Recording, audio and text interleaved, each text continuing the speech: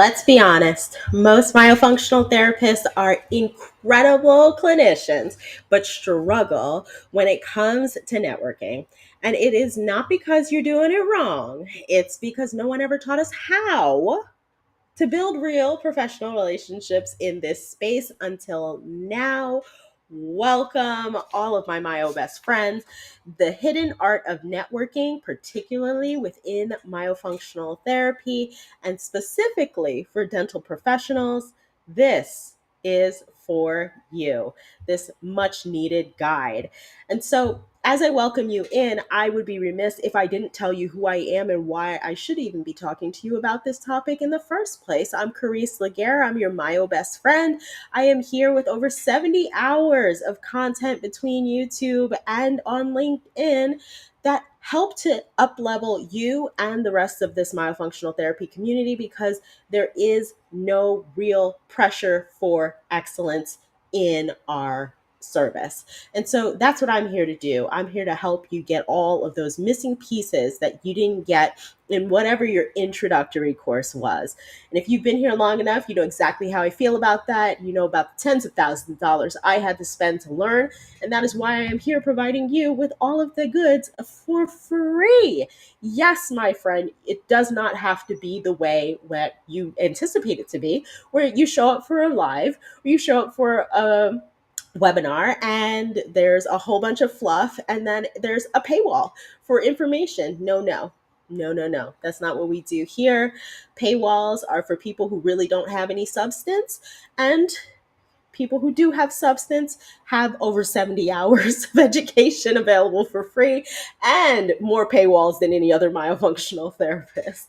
So let's just keep this all going. I really love having a community of people where we are sharing, where we are growing, and we are learning and educating together. So if you're not subscribed here on YouTube, or you're not following or connected with me on LinkedIn, get there, because that is the only way to make sure that you don't miss a bit of the content. Okay. So I know who's watching. I know who's here. You are just like many other myofunctional therapists, particularly within the dental space, because you know what? We've been done dirty for the longest time. Okay. I've taken multiple introductory courses. I know exactly what the content is. I talk to hundreds. I've taught well over 500 people at this point in my various courses. I have a library of literally 500 students. That's wild.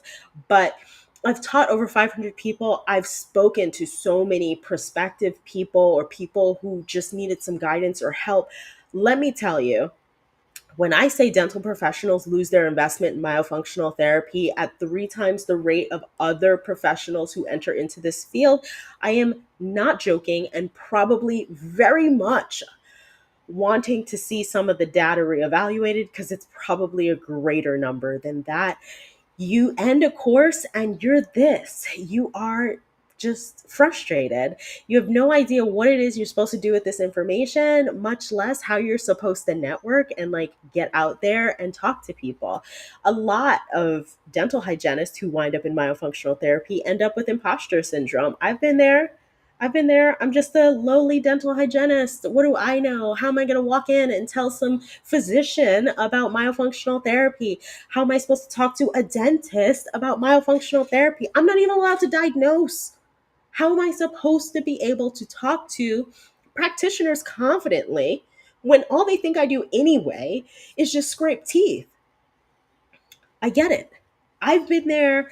I know how frustrating that is. You come into Mayo, you are living on a hope and a prayer, and somebody on Facebook who told you to sign up for a particular course, and then you signed up for that course and you struggle and you're on the struggle bus the whole way up.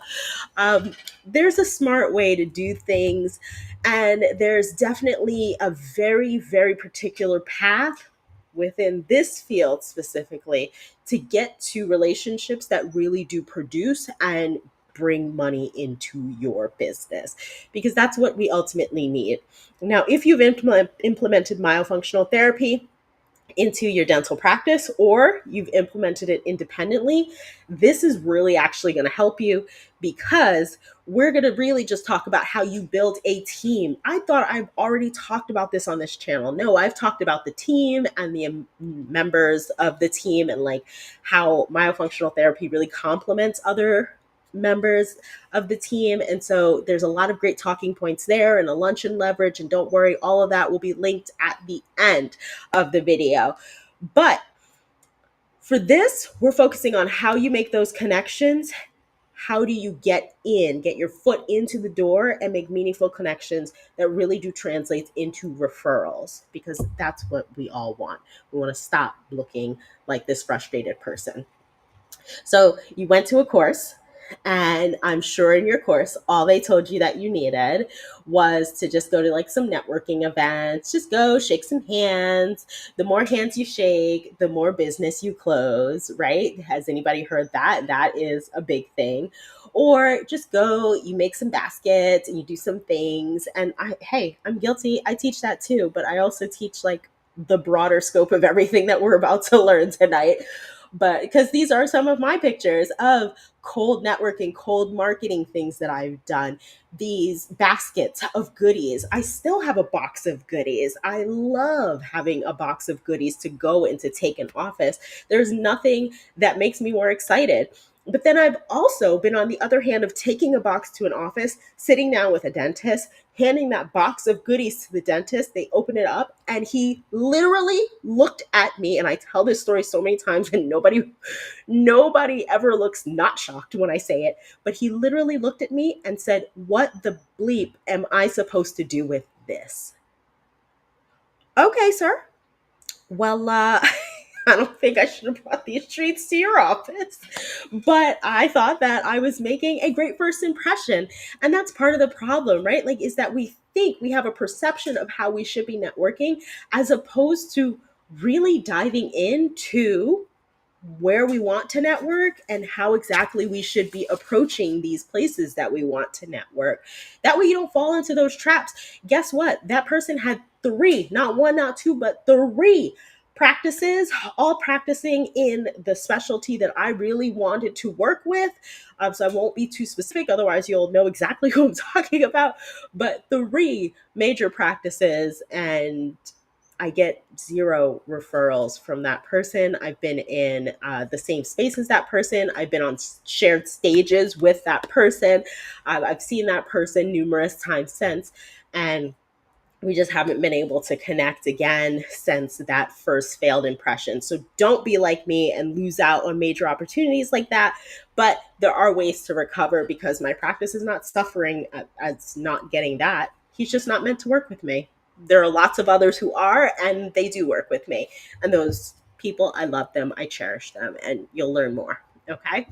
So I know sometimes you thought that was all you need. You go, you do some networking, and then you're just waiting.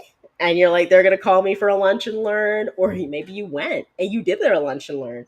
Or you brought your basket of goodies and you're just waiting. And you're like, I know the referrals are coming. They're coming. No, boo. You've been ghosted. Okay. It's not coming. I've had that same level of optimism. I sent out over 100. So I'm going to go back a little bit to this wonderful picture of this great mailer that I did with the 5 W's of Myo: who, what, where, when, why, of Myo, like what it is, how it helps, who it serves. My beautiful rat cards, which have like such extensive information about Myo, how it works, those for them to give out, $100 off coupon, business cards, other flyers and stuff, and a beautifully written letter about how wonderful their office is. I've sent out over 100 of those in the state of New Jersey. I have one collaborating provider from all of that outreach. Okay. So imagine how much I paid to print all of this stuff. Imagine how much effort it took to fold and to meticulously plan and to send and to mail it. And I had unique URLs and links that would show me like who was coming from where, like who was actually opening and looking at my stuff. It was the most detailed way that somebody could do a cold mailing campaign. And yes, I too was ghosted. So I'm telling you, I know from experience, I know from so much experience that there are ways to do this, and then there are ways not to do this. Okay. So if you just stick with me tonight, I'll tell you exactly how we can do that. And I think the most important thing for us to remember is that networking is not about asking. It's never been about asking, and nobody cares that you want referrals. So if your mindset is, I am networking because I need referrals for my practice, you're doing it wrong. It's all about aligning and finding where it is there are commonalities and where you can meet needs for someone else. They will in turn meet your needs. They will in turn meet your needs, but you have to meet their needs too. Okay. The world is a wonderful place in that it does come around in a way. So some people might call that like karma or the universe or energy or whatever. But when you put good out, I promise you good comes back. It's not all the time. It's not everybody that you put good out to. You'll always get good back. But when you go in with the mindset of alignment, I assure you, you're going to be able to go deeper and to have more meaningful connections that really will help grow your practice, because that person will be equally vested in seeing your success. In the same way that you are probably really excited for any of your friends or family members when they are successful, right? It's a let's grow together type of thing. I don't want to see me win and you fall. This is not how friendship or how family should be. This is an alignment of we should all be at the same level. And when we're not, I want to pull you up and bring you with me. So we're going to align with any of our referral partners. That's how we're getting on. Okay. But first, let's avoid some common mistakes, things I've done, things I know you've probably done, and hopefully we can help some people just, be a little better. So, mistake number one is sounding like you're selling something instead of serving.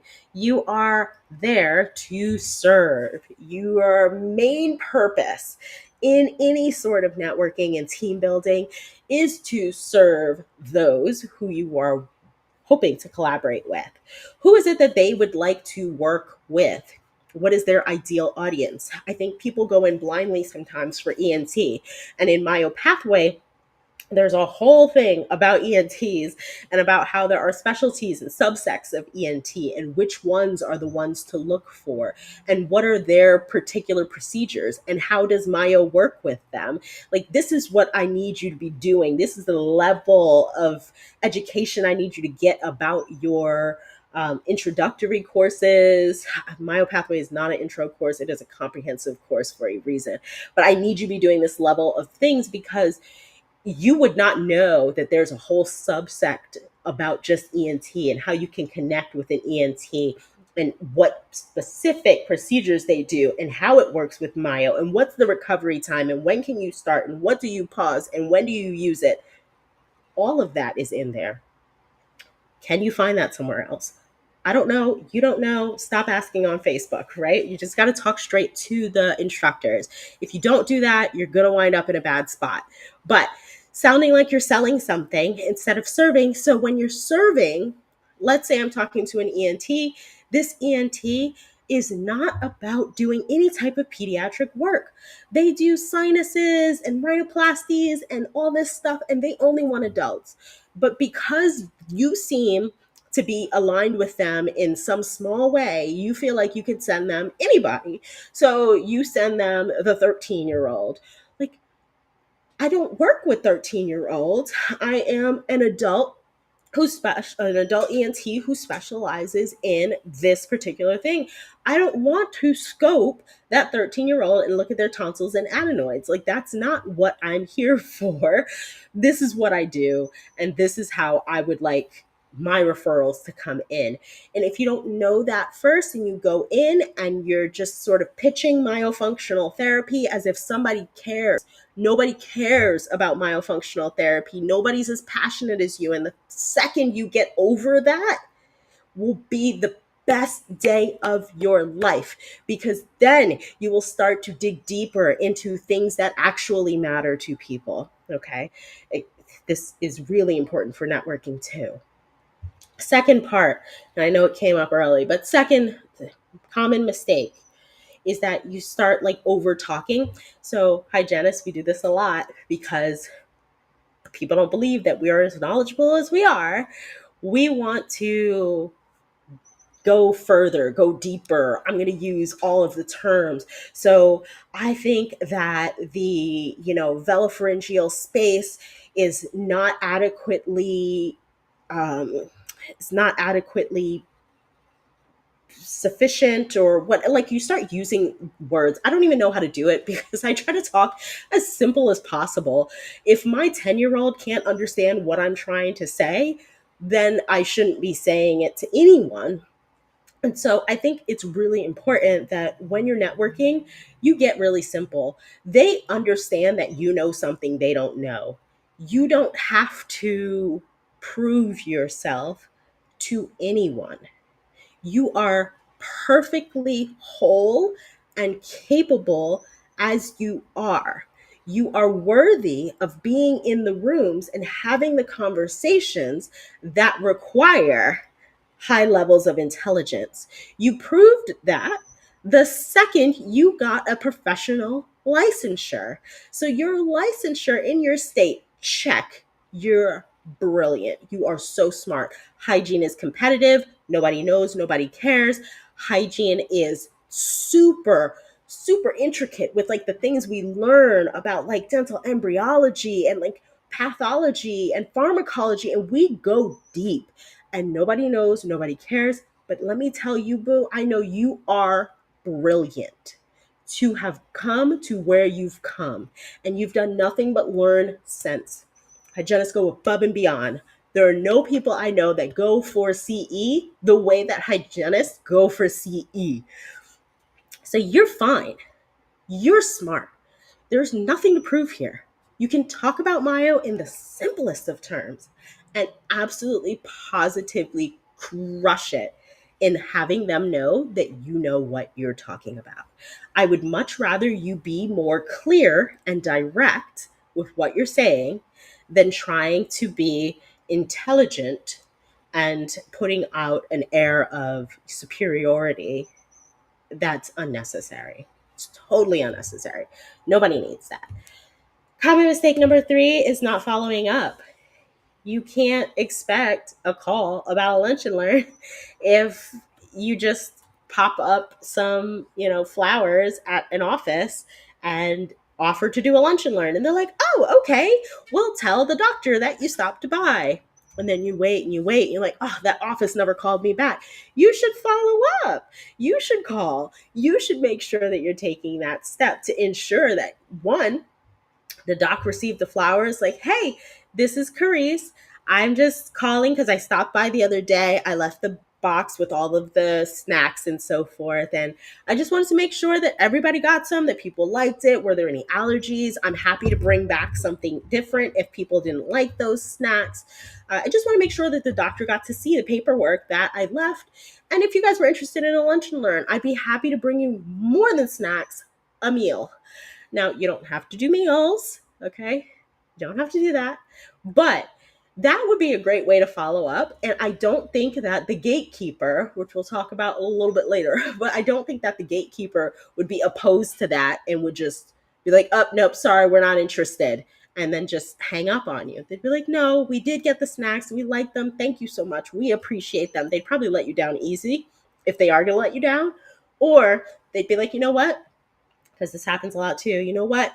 It was so busy that day when you came by. I think the doctor has more time today. We did have like a little bit of a cancellation. So I'm going to go back and I'll make sure that the doctor gets the message and the doctor will reach back out to you maybe tomorrow or later today if they're able to. Does that work? Absolutely. Thank you so much. I appreciate you. I hope you have a fabulous day. Everybody loves that. Everybody loves that. They eat it up because you are not like the 50 other salespeople that are calling them that day. You're different. You're different. You're approaching them in a different manner. Anybody who's ever worked in a dental practice, you know that all the sales reps, they come by, they stop by, they're like, hey, is the doctor free? And then they will sit down in the waiting room as if like that's a normal thing to do, as if the doctor isn't a human. Because me, as a former clinical hygienist, I know that I've barely taken a break, if even I've taken a break. That's a great day if I've taken a break to go to the restroom.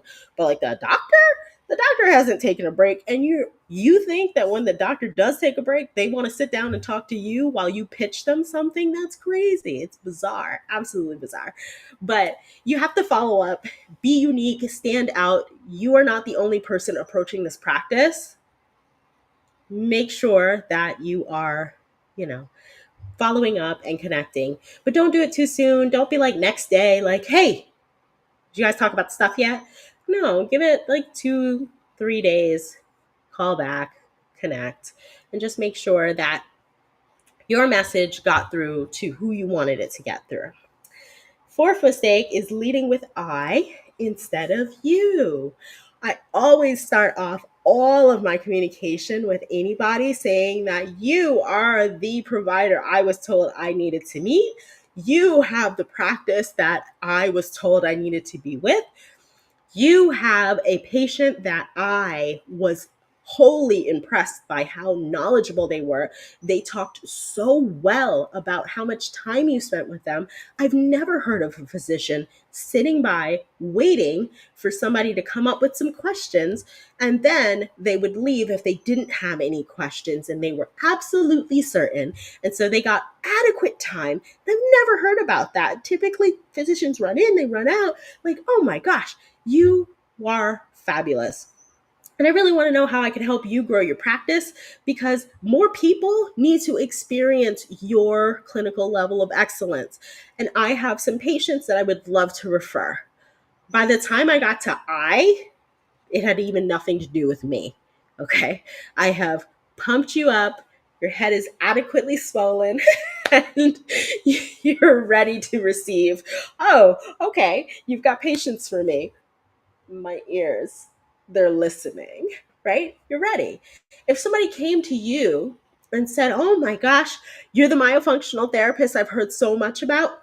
So I was talking to Jan. She's the leader of the local moms group. She said that you worked with her kids and her kids have never slept better. My kids sleep like junk. And I just need to know more about you, your practice, and how I can get my kids help. But then I have like other people that I need to send your way. There are other moms, there are other people who are ready to, help and to boost up your business. So if you can handle it, I've had so many people, so many moms, so many people tell me like, oh, if you can handle it, like we got so many people to send you. And those are always the ones where I get the least amount of referrals from. But when they pump you up first and they fill you with love and joy and affirmation, you're ready. Lead with you. It's not about you or I. You get what I'm saying, right? All right.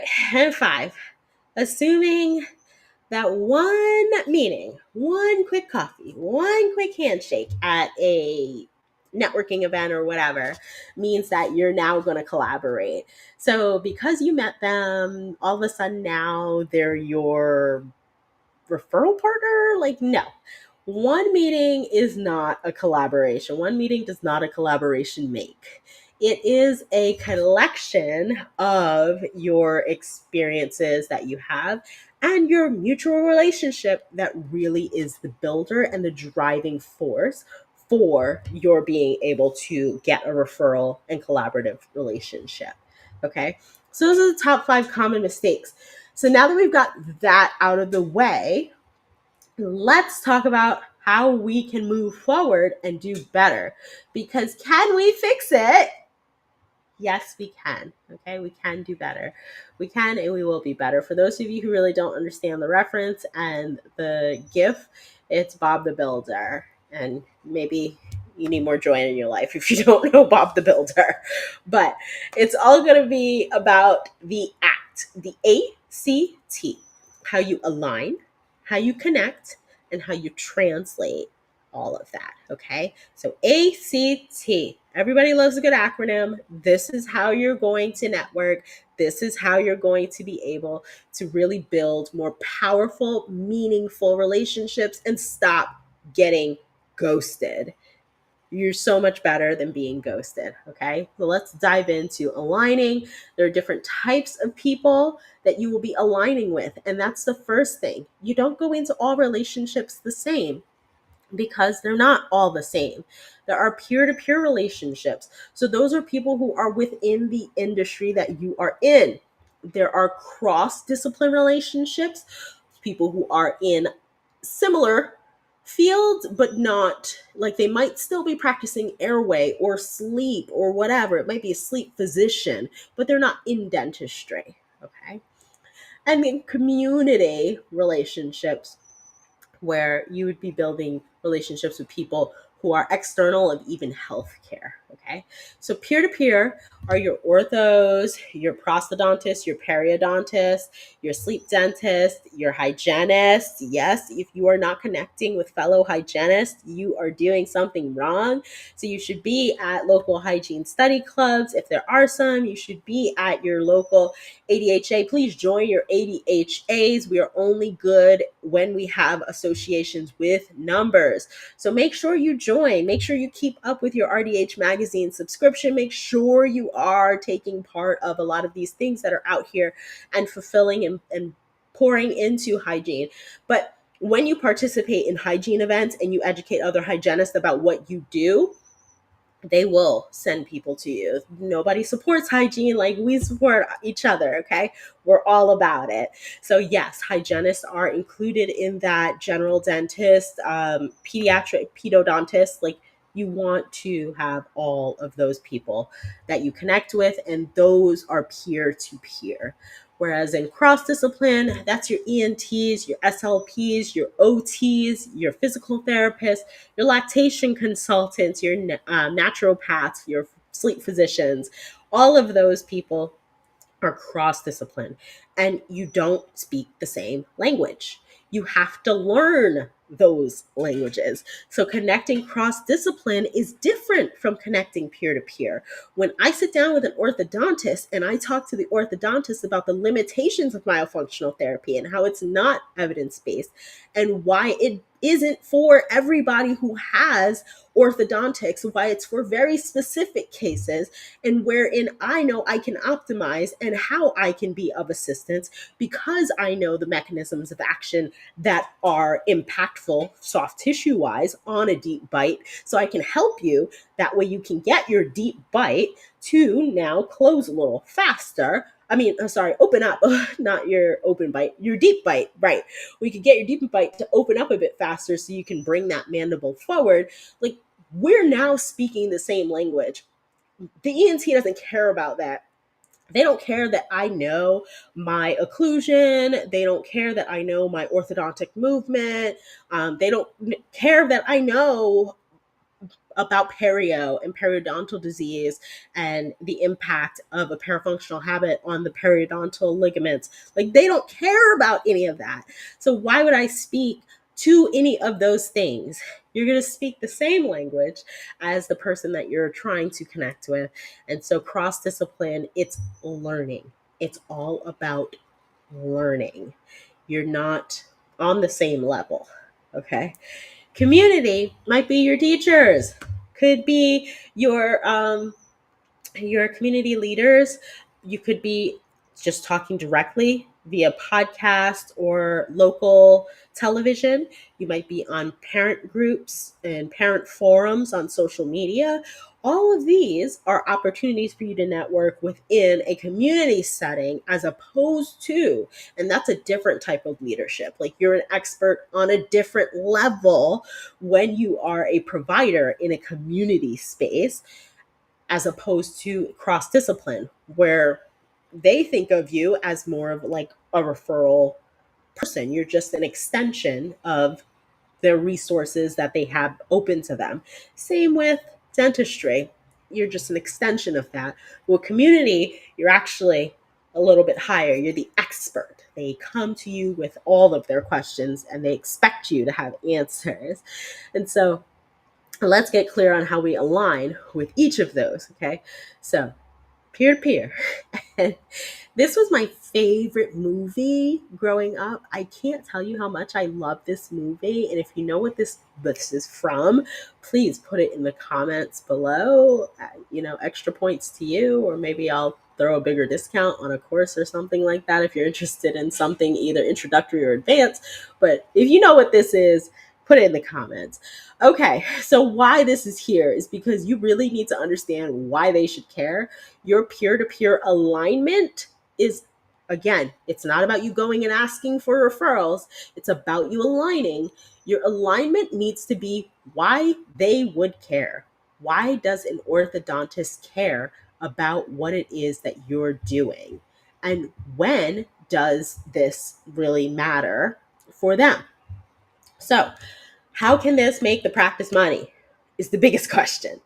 A lot of things that are coming at the dental practice, because I just briefly went over that there are so many salespeople that come and go through the practice, and they really are trying to sell, pitch, or get the dentist to change over to something. Everybody's always trying to take money from the office, and they'll talk a little bit about ROI and what they can bring to the office, yada yada yada, but nobody leads with it.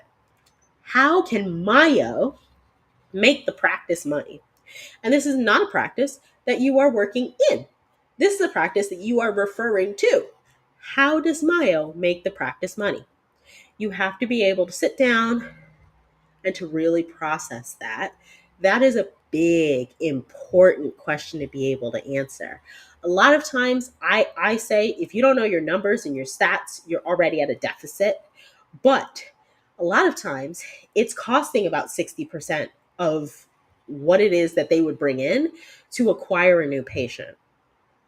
What are the savings that you can bring there by bringing your patients, by referring your patients to that practice?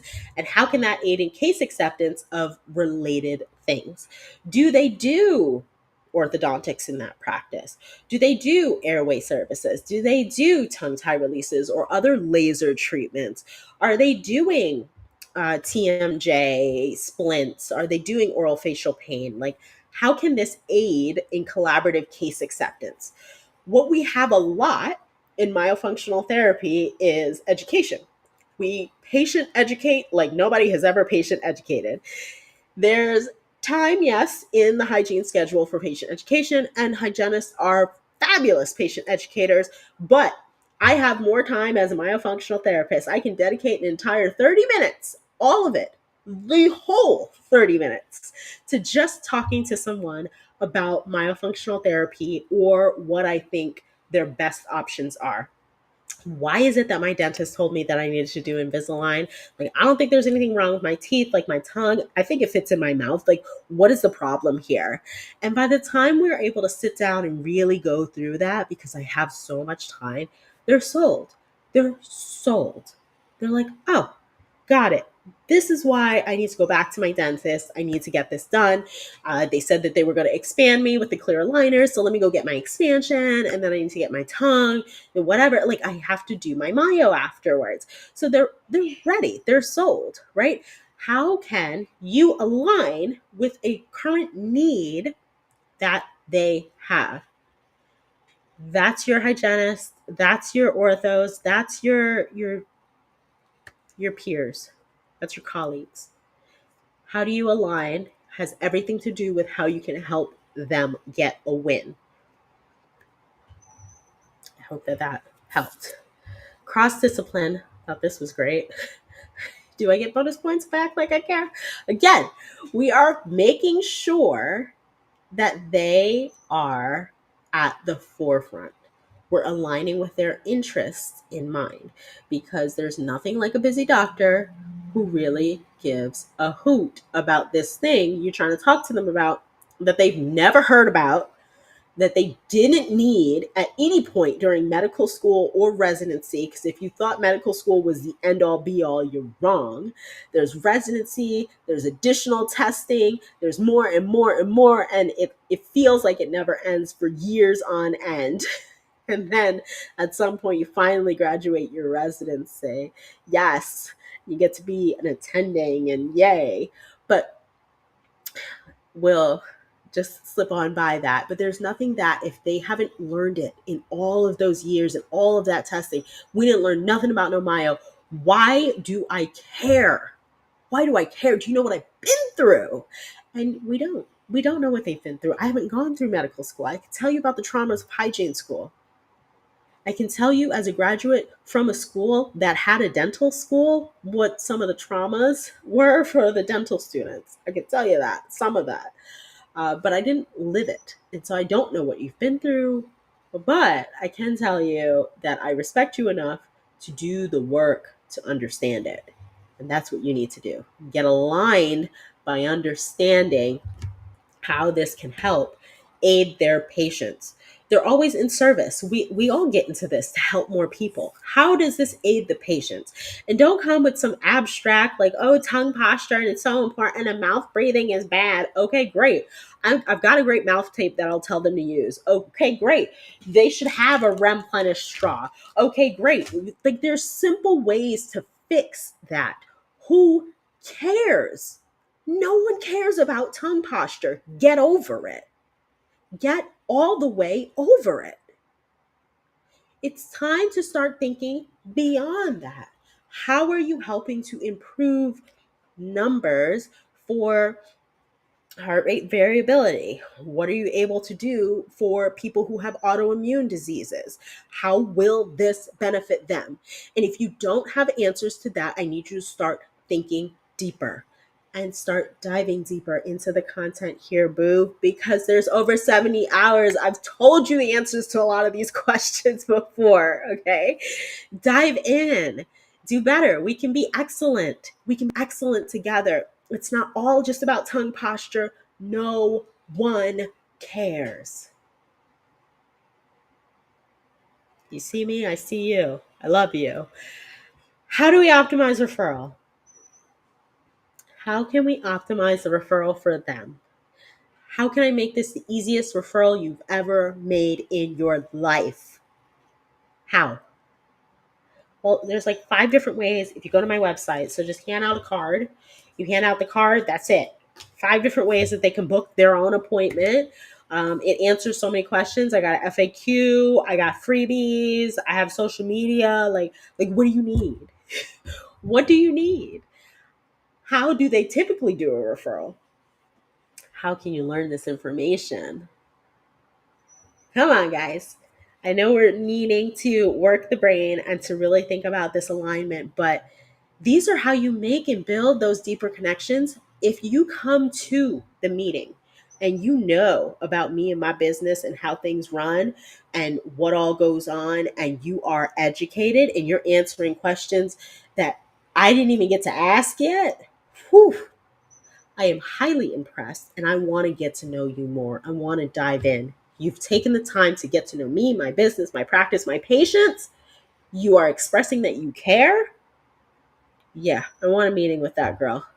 Yeah, I want a meeting with that guy. Yeah, we're going to collaborate. Okay. Just think about it from your own perspective, too. How impressed would you be if somebody came, they understood everything about your dental practice, how you work, how you refer, how they can best help you? Those are the sales people that are really winning, those sales reps in the dental practices who come in and they know your problems better than you know it. Whew, they're winning. They're making way more money and they've never spent one day in the trauma that is a dental school. Cross discipline.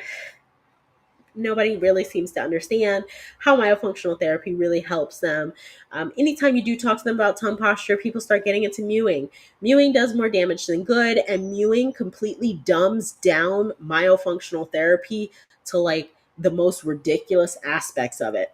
A cave hold or a palatal suction, like that's the best you can do? Like that's the videos I see when I'm scrolling through? These are not the things, guys. Cross discipline is really about touching somebody in their heart. And those are videos that go viral. When you think about any video that's ever like touched you in a specific way, if you go to look over to the side to see the likes, the comments, or if you're down, I'm thinking TikTok, that's why I say the side.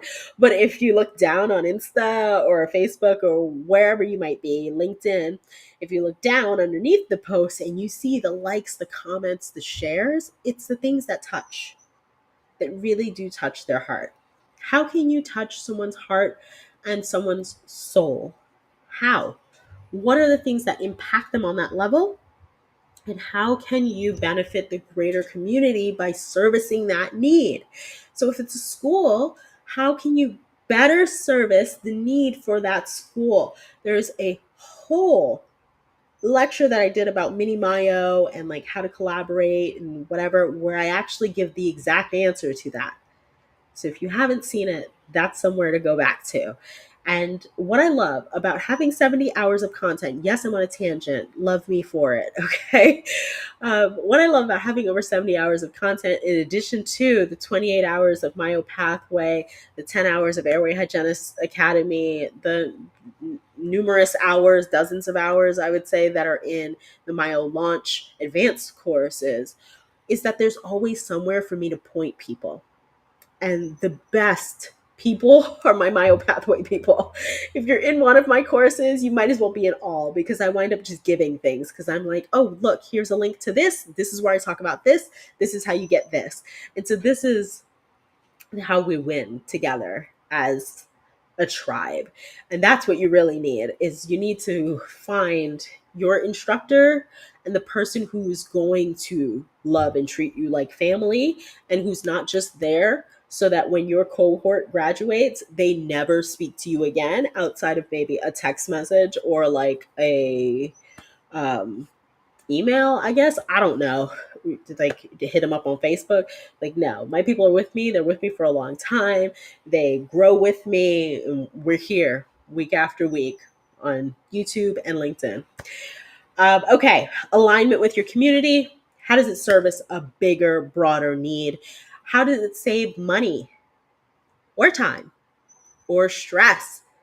These are the things that touch people in their soul. Can you save me stress?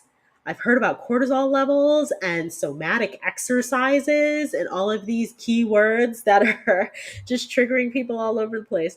But can you save me time? Can you save me money? Can you save me stress? If so, I want to hear more. I want to know more. If you're at a community fair and you've bought a booth, that's what you're speaking to. How do you save time, money, or stress? Don't talk to them about their tongue posture. Nobody cares. I hope that's the greater takeaway from this whole thing. Nobody cares about tongue posture. So that was your alignment. You have to know who you're aligning with and how you align with them, because you are in service. But once you know, and only once you know, then I want you to go and connect. And I think connecting is so much deeper for me now than it's ever been. I have a lot of great relationships with my referral practitioners. I love, love, love, love. I don't get a lot of time to talk to my own friends and family. I wish. I love my friends so much, because people I've been friends with understand, like, hey, Carice doesn't call us every time. And when she calls us, it's like everything. And it might speak 2 or 3 times a year. But who I do talk to are my referral providers. Like, they call, we text, I send voice notes, and we're always in collaboration about what's going on, and we're in connection, and we are keeping up to the best of our ability. And so I think that's where the real win is. But you have to know what it is that you're aligning with, and then you're going to go on over and you're going to connect with them, because networking is all about making friends. It's making friends. There's nothing more than just making friends. If your friend came to you tomorrow and said, hey, I learned about this new thing where if we have our earlobe and we twist it and we pin it down, it actually is like the greatest health advice we've ever. It's game changing. Like, this is the thing. So now we're going to start pinning our earlobe. And let me tell you what this is going to do for your diabetes. It's going to help your diabetes. If your friend came to you with that, you would listen. You would think they're crazy, but you would listen. If they had some evidence or something like what led them down this path, why are we pinning earlobes, like what is it that you're trying to sell, you would listen. I would listen. It's the kind of friend I am. Like, I don't care what kind of crazy thing it is. I'm here to listen. Myofunctional therapy is the crazy thing that your friends are going to listen to. But it's not the crazy thing that a busy professional who doesn't care about the practice of myofunctional therapy, who could care less about tongue posture, who does not feel like they are influenced in any way, shape, or form by a difference in positioning of the tongue. They don't care. There's no reason for them to listen. So I go and I make friends. And making friends means that you start with the gatekeeper. Make friends with the gatekeeper, the person at the front that you're giving the box of things to. You're meeting them, you're greeting them, it smiles. Hey, how are you? I'm Carice. I'm a local myofunctional therapist. I think your hair looks fabulous. I am really excited to meet you today. I brought some snacks for the whole team, and some information for the doctor. I know it's busy. I'm a former hygienist. I know it's busy. So I'm not here to bother you, just here to treat you. And I'd love to come back and do a lunch and learn. Can I call you in like a day or two, and we can talk a little bit about what information I left for the doctor? Yeah, absolutely. What was your name again? It's Carice, and yada yada.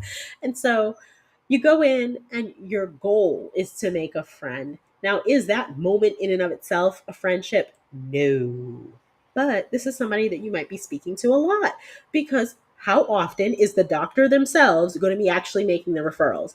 A lot of times it's that front team, that administrative team that is calling and saying, hey, Carice, we got a referral for a da da da da. The mom is a little bit, of a PETA, and you might want to be wary. But if you don't want us to send her to you, we'll send them to the other one. You know how it is, yada yada yada. Like, you want these kind of informations, you want these kind of relationships, and so you have to start to let down whatever walls you might have. I am not a social butterfly that I project myself to be. I am very much an introvert. This works for me because I am alone in my office. But I think that the best way to start is to lead in with, like, hey, I'm here to make a new friend. I am not here to win relationships. I am here to make a new friend. All the information I'm leaving is leaning into all that information I've learned. And this is what I can bring you. Lunch and learn. We'll come back. We'll talk about it. We'll get more time together. Okay. Anytime I get the actual professional that I'm trying to reach, so I get to talk to the doctor, I get to talk to the speech therapist, I get to talk to the physical therapist, I want to sit down. Let's have lunch. Let's chat. Let's girl time. And I want to learn more. I've had so many people tell me, and I 100% believe it at this point in my time in my life, after hearing it really all the time, that I'm really easy to talk to. I'm a great listener. And that's what I think everybody needs to learn how to be. If you're not a great listener, if you're a talker, you like to yak, yak, yak, stop it. Stop it. When you go and you meet someone for coffee and it's Dr. So and so or SLP CCC, like, when you go and you meet with them, it is just two friends. I've got 4 kids and they're this age, this age, this age, this age. And I keep telling people, like, it does not get better. You have kids? Oh yeah, I have kids. Da, da, da, da, da. And then, like, we really start connecting on more of a human level. Like, what got you into this? Oh man, dental hygiene school was trauma. I was like, this is not for me. No, I love hygiene. I wanted to be in hygiene. I did da. And then we flow. We flow. It's supernatural. It's whatever. And towards the end, when it feels like it's winding down, you want to talk more about what it is that they do, what fills their soul, what are their future goals for their practice? Do they see themselves still practicing in 5 years? Would they like another location? Are they interested in like moving on to practice maybe something in airway or sleep or whatever? How could you facilitate an introduction with somebody that you might know or whatever? Like these are things that I think really, really important. So these are great connection points, but you're making friends. Connecting is all about making friends. Please make friends. Once you have a friendship, it's important to translate that into a referral relationship, because the referrals are where the magic happens. It's being able to send the people and to know that they're going to be taken care of. But you have to understand the referral process and the communication process. How much communication do they want? Some want nothing. Like, don't send me nothing. Others are like, I'll text you, you text me if you need me, but like otherwise, I'm busy. I'm not going to read your report, so don't send it. Uh, Thank you. I appreciate that, because I don't want to have to send you my report if I don't have to, because reports come from me. They don't come from my team. And so that's one less thing I have to do and one less person I have to keep track of as far as like, sending out communication and whatever. It's important to understand what everybody wants so that expectations can be met. You don't want to be on the losing end of the expectations and not meet the expectations in the way that, you want it or that they want it. The connection is not the start of the relationship. You have to keep building and pouring into the relationship. You should reach out. You should drop by the office and like bring little treats or say, hey, did you guys have any questions? Or is there anybody that you felt like maybe I should reach back out to? Or is there anything that I could do for you guys? Do we need another lunch and learn? I'm happy to come back and talk to you about something else. Like you guys need a CE? I can bring you a CE. Like, let's do it. Pour, pour, pour. Give of yourself where you can, when you can. So you and that provider need to meet back up again for lunch. Let's do lunch, girl. I loved it. The first time we had lunch, we went to that little taco place. I love tacos. Let's do it. You got time on Tuesday? Let's do it.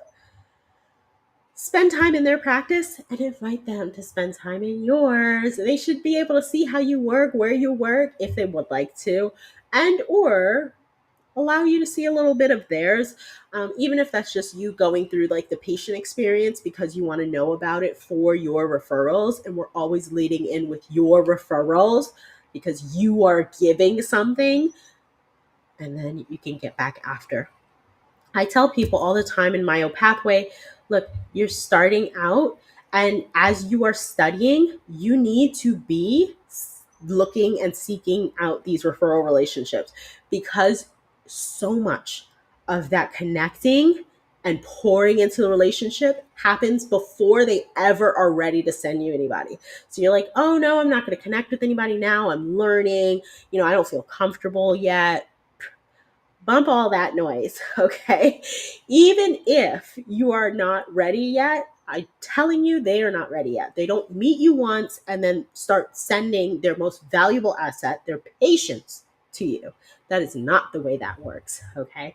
So spend time in their practice, allow them to spend time in yours, learn how they work, and really feel confident and comfortable before you proceed with even sending your people there, okay?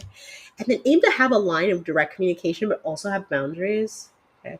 So I don't do the whole, oh, text me, call me anytime. No, no.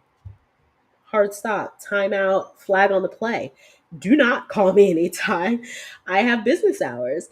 And during business hours, really happy to connect with you, but I don't get the time that I would love to have with my family. And so outside of those business hours, like once we get past 6 p.m., I might answer you tomorrow. Is that cool? Yes. Great. Awesome. Boundaries.